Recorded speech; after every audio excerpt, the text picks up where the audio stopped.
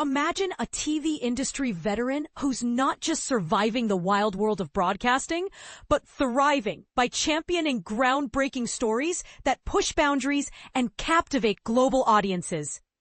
That's Johannes Jensen, the man steering the scripted content ship at Banijay Entertainment, and his mission to ignite creativity in ways that feel refreshingly bold. But here's where it gets intriguing. How does one balance innovation with the gritty realities of business in an ever-evolving landscape?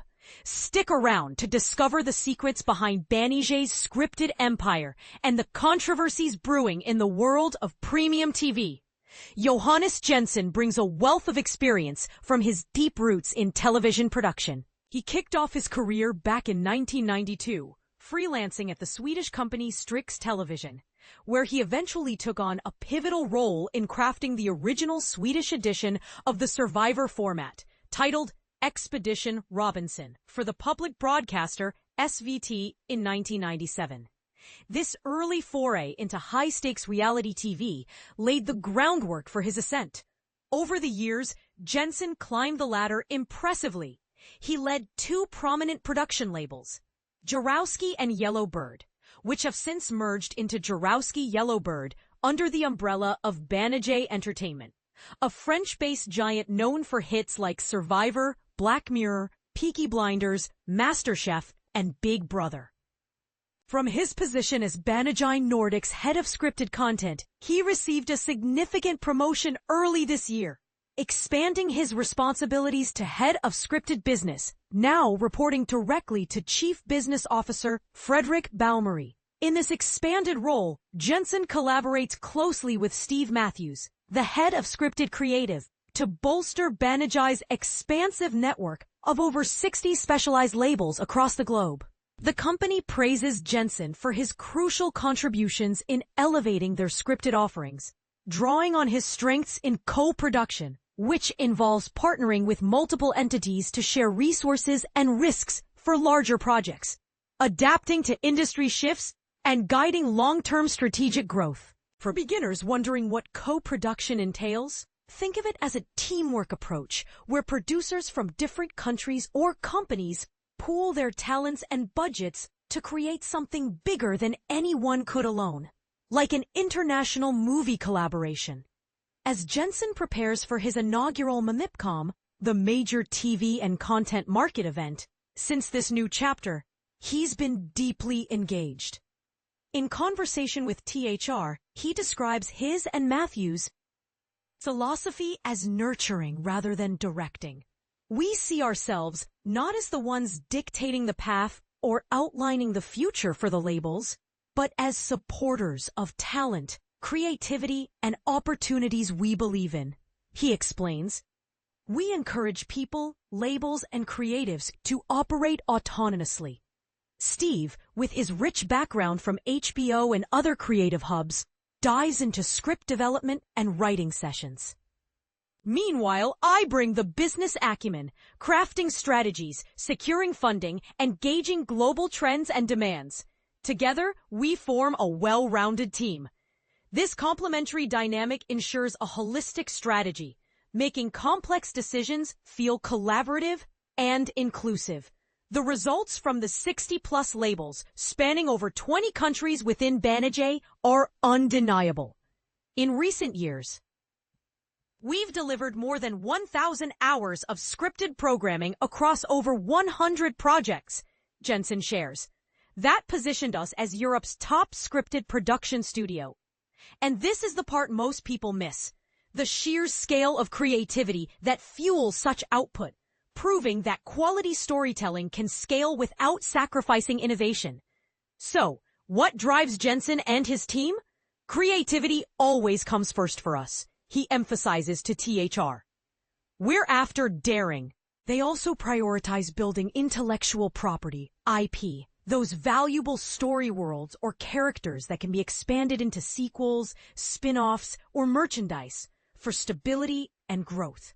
To foster this, they organize gatherings at events like MIPCOM or other festivals where producers can exchange ideas and resources. We might say, hey, we've got this concept here needing capital, and we know of an opening there. Jensen elaborates. These meetups aren't just networking. They're about sparking connections that lead to mutual learning and stronger projects. Imagine it as a creative brainstorming party where ideas cross-pollinate, leading to unexpected hits. Jensen emphasizes sustainable growth over fleeting successes. Overall, we're ambitious, aiming to produce more while staying clever, he notes. We avoid overextending or funding losses recklessly. Instead, we've built a smart ecosystem through strategic financing over time. Key markets like the UK, Italy, and Spain dominate for Banijay, with France, Germany, and the Nordic regions as solid performers. When discussing expansion, Jensen points to increasing partnerships with global streaming platforms. We're collaborating more with these big streamers, which are growing rapidly, he tells THR. Initially, there was skepticism, but it's clear they're permanent players, enhancing what traditional local broadcasters provide. This shift highlights a controversial pivot. Are streamers democratizing TV, or are they squeezing out local voices? It's a debate worth pondering. At this year's MIPCOM, the Banijay scripted division has a packed agenda. It's an extensive lineup, Jensen admits with a chuckle. They feature major returning series alongside debut shows. Fresh premieres include the Netflix drama House of Guinness and the second season of the Buccaneers on Apple TV+, which has already been greenlit for a third installment. Returning hits encompass Bergerac and SAS Rogue Heroes from the UK. Plus, The Law According to Lydia Poet from Italy. New entries feature the French historical series Montmartre and the concluding film in the Spanish Culpa trilogy for Prime Video, Culpa Nuestra. Upcoming projects include Half Man, a BBC HBO co-production starring Richard Gadd and Janie Bell, delving into the intricate bond between two long-estranged brothers.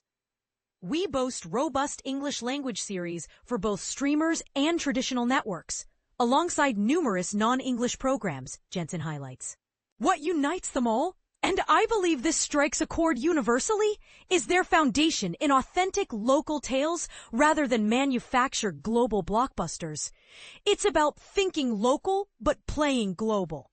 We range from grand Netflix historical epics like House of Guinness to intimate Swedish young adult comedies, each drawing viewers in their unique style. Additional scripted highlights involve a modern take on the Wallander series, with Gustav Skarsgård in the lead and 3 feature-length films drawing from the original novels. Then there's Falling, a 6-episode drama penned by Jack Thorne, known for his dark materials, and starring Keely Hawes and Papa Essiadu. The plot follows Anna, a dedicated nun from her convent life, and David, a high-achieving Catholic priest, as they unexpectedly fall in love, grappling with their commitments, vows, and faith. On the state of high-end dramas in the so-called post-peak TV era, Jensen acknowledges the hurdles. Funding top-tier series is extremely tough, with rising costs and shrinking budgets, he says. It's just the nature of the industry. Yet we remain committed because we believe these investments create stories that matter worldwide. But here's where it gets controversial. Is premium TV becoming an elite luxury, accessible only to those with deep pockets, potentially alienating broader audiences? Regarding AI's impact on scripted TV, Jensen is pragmatic. AI will undoubtedly shape our field, he shares with THR. We view it as a supportive tool, not a creative replacement. We're leveraging it to assist our creatives, not to generate entire scripts. Picture it like adopting smartphones. They've integrated seamlessly into daily life, and AI will do the same. This cautious embrace invites debate. Could AI democratize script writing by aiding newcomers, or does it risk homogenizing stories by over-relying on algorithms? Through all the hurdles, opportunities, and tech shifts, Jensen stays focused on a core objective. Sustainable growth is paramount, he stresses. It involves being bold yet prudent, weighing risks against resources, and centering on innovation. That's why we're eager for fresh, audacious tales while cherishing our established IPs. And that's why we blend partnerships with traditional broadcasters and modern streamers. What do you think? Should TV prioritize bold, local stories over global hits, or is there room for both? And on that AI front, do you see it as a game changer for creativity or a potential pitfall? Share your opinions and join the conversation in the comments below.